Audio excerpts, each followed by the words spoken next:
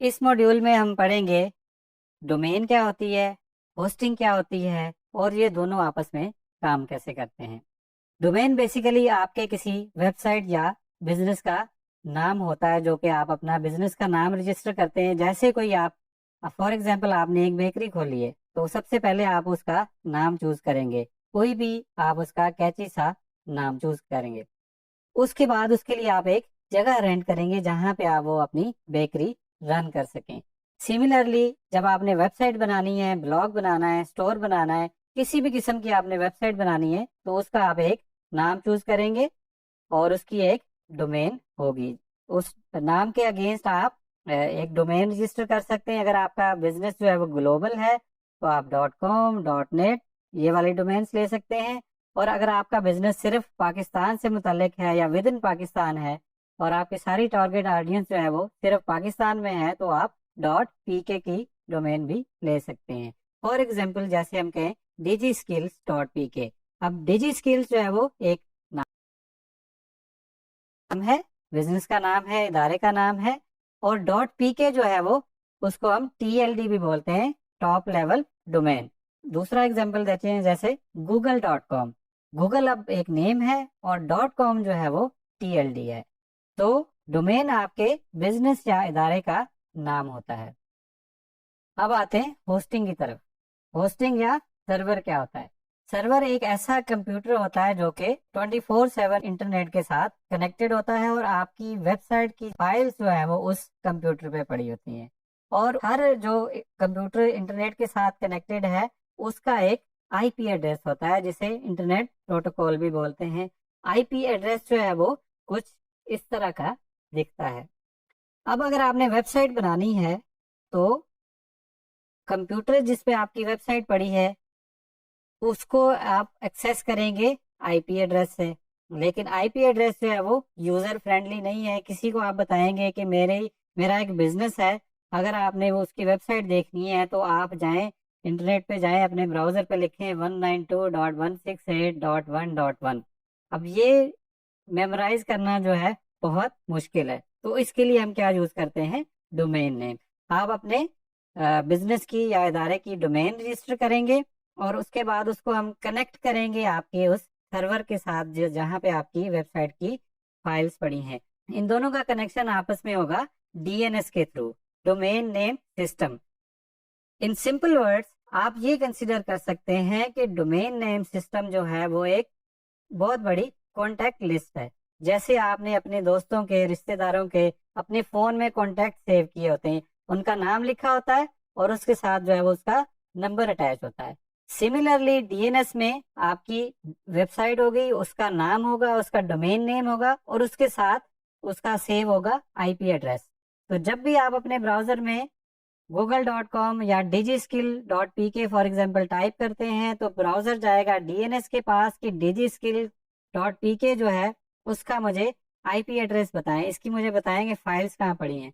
DNS जो है वो digiskill.pk का आईपी एड्रेस रिटर्न करेगा और आपका ब्राउजर वहां से digiskill.pk की जो वेबसाइट है उसको फेच करके जो है वो आपको डिस्प्ले करा देगा।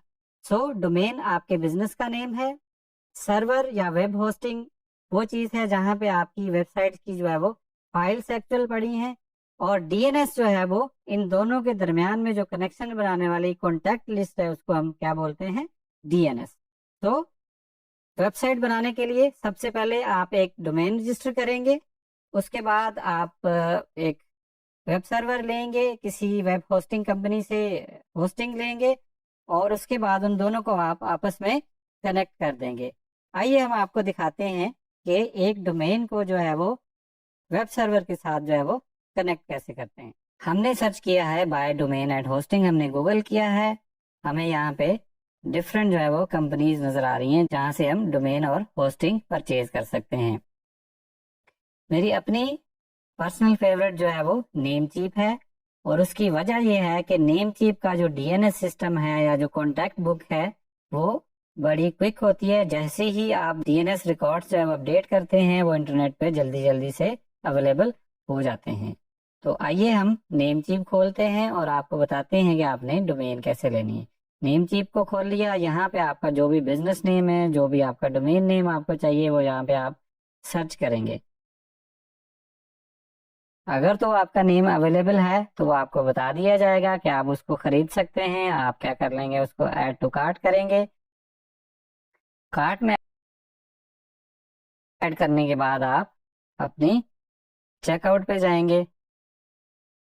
यहाँ पे हमारे पास एक डोमेन हमारी आ गई जो हमने अभी ऐड की है, और एक डोमेन हमने पहले से भी ऐड कर रखी है, दोनों डोमेन्स आ गई। यहाँ पे हम कंफर्म ऑर्डर करेंगे, अपनी पेमेंट्स डिटेल डालेंगे और हमारी डोमेन हम परचेज कर लेंगे। डोमेन परचेज करने के बाद डोमेन की सेटिंग्स हमें कुछ इस तरह की नजर आएंगी। इन सेटिंग्स में जाके हमने ढूंढना है नेम सर्वर्स का ऑप्शन। अब ये नेम चीप में डिफरेंट लेआउट में हो सकता है। इसका इंटरफेस, अगर आपने डोमेन डिफरेंट जगह से परचेज किया है तो इसका इंटरफेस जो है वो डिफरेंट हो सकता है। लेकिन आपने ढूंढना क्या है, डीएनएस सेटिंग्स या नेम सर्वर्स की सेटिंग्स। वहां से जाके आप अपनी डोमेन को अपने वेब होस्टिंग या अपने वेब सर्वर के साथ जो है वो कनेक्ट कर सकते हैं। तो यहाँ पे हम अपने नेम सर्वर्स अपडेट कर रहे हैं। ये नेम सर्वर जब आप होस्टिंग परचेज करेंगे तो वहां से आपको नेम सर्वर जो है वो 2 प्रोवाइड किए जाएंगे कि आपके ये नेम सर्वर है। वो नेम सर्वर हम यहाँ पे डोमेन में अपडेट कर देंगे। हम पहले डोमेन भी बाय कर सकते हैं और नेम सर्वर जो है हम बाद में भी अपडेट कर सकते हैं। हम पहले होस्टिंग भी बाय कर सकते हैं। इट्स अप टू यू कि आपने पहले क्या बाय करना है। तो हमने दोनों चीजें बाय की हुई हैं। हमने यहाँ पे डीएनएस सेटिंग्स में हमने नेम सर्वर्स ऐड कर दिए। इन सेटिंग्स को हम सेव कर लेंगे। ये हमारा पार्ट 1 ऑफ कनेक्शन जो है वो कंप्लीट हो गया कि हम डोमेन को बता रहे हैं कि हमारी जो डोमेन है ये, इसका कनेक्शन जो है या इसकी वेबसाइट की फाइल्स जो है वो कौन से सर्वर पे होंगी। अब हम आते हैं होस्टिंग वाली साइट पे। यहाँ पे हम होस्टिंग वाली साइट पे हैं तो मैंने अकाउंट इन्फॉर्मेशन का पेज खोला है, जहाँ पे मुझे जो 2 नेम सर्वर्स जो हैं वो आ रहे हैं, यही जो अब हमने अभी नेम चीप में अपडेट किए हैं। डिफरेंट होस्टिंग्स जो है उनके कंट्रोल पैनल जो है वो डिफरेंट हो सकते हैं, लेकिन सबसे कॉमन यूज होने वाला या सबसे ज्यादा यूज होने वाला तो जो कंट्रोल पैनल है उसको सी पैनल बोला जाता है। सी पैनल की लेआउट जो है वो हर होस्टिंग में डिफरेंट हो सकती है। इसकी लेआउट थोड़ी सी चेंज भी हो सकती है। तो आपने क्या करना है, आपने अपनी यहाँ पे आपको अपनी आईपी एड्रेस मिल रही है जिस पे आपकी वेबसाइट पड़ी होगी, और यही जब आप अपने वेबसाइट की जो आपका डीएनएस है उसके पास भी आपकी यही आईपी होगी।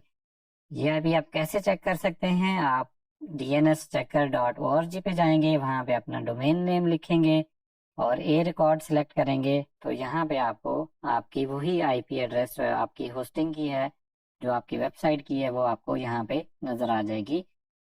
जब ये नजर आना शुरू हो जाए तो इसका मतलब है दोनों साइडों से आपकी जो है वो होस्टिंग में भी आपने जो है वो अपनी डोमेन ऐड कर ली है और डोमेन में अपनी होस्टिंग बता दी है कि हम कहाँ पे आपकी वेबसाइट की फाइल्स पड़ी हैं। तो आपका ये कनेक्शन जो है वो अब कंप्लीट हो गया है।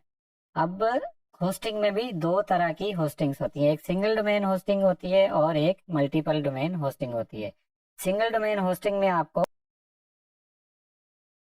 कोई भी एडिशनल सेटिंग नहीं करनी पड़ती। आप नेम सर्वर्स अपडेट करते हैं डोमेन की साइड पे जाके, और होस्टिंग की साइड पे जाके अपनी जस्ट फाइल्स अपलोड करते हैं वेबसाइट की, और आपकी वेबसाइट जो है वो उसके साथ कनेक्ट हो जाती है। लेकिन जब आप एक ही होस्टिंग में, एक ही सर्वर पे मल्टीपल डोमेन होस्ट कर रहे हो, तो आपकी जो एडिशनल डोमेन्स हैं उसको आपने कैसे ऐड करना है, आप सर्च करेंगे ऐड डोमेन्स।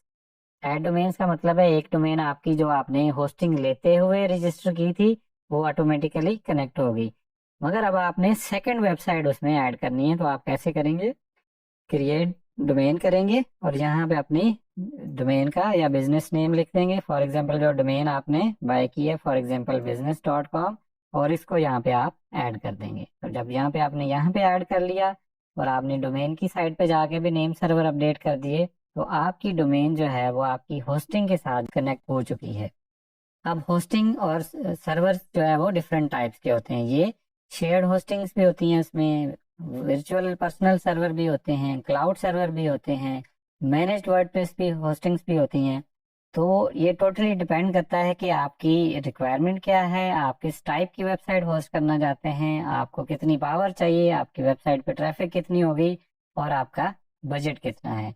अगर तो आपके पास बहुत ज़्यादा बजट है, हाई बजट है, तो आप वर्चुअल प्राइवेट सर्वर ले सकते हैं या क्लाउड सर्वर ले सकते हैं। और अगर आप स्टार्टर हैं, आप अभी जस्ट स्टार्ट कर रहे हैं, आपको टेस्टिंग के लिए एक सर्वर चाहिए या बिल्कुल लो ट्रैफिक के लिए सर्वर चाहिए, तो आप शेयर्ड होस्टिंग भी ले सकते हैं। तो इस लेसन में हमने जाना कि डोमेन को सर्वर के साथ कैसे कनेक्ट करते हैं और सर्वर वाली साइट से जाके आप डोमेन कैसे ऐड कर सकते हैं।